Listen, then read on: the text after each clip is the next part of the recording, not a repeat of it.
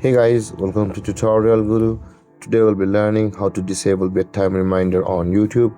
And now let's dive right in. Now to disable the bedtime reminder on YouTube app, first open up your YouTube app on your phone.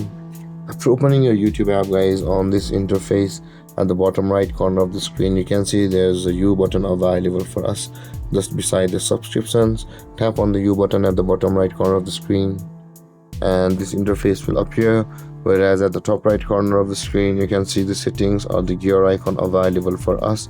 Tap on the settings or the gear icon at the top right corner, and over here at the top of the screen you can see the general option available for us just above account. Tap on general, and over here, guys, the second option here, it says remind me when it's bedtime. So this is your bedtime reminder on your YouTube app. So guys, in order to turn it off, tap on the toggle icon at the right side of it, and then your bedtime reminder will be disabled on YouTube. And guys, this is how to disable bedtime reminder on YouTube app.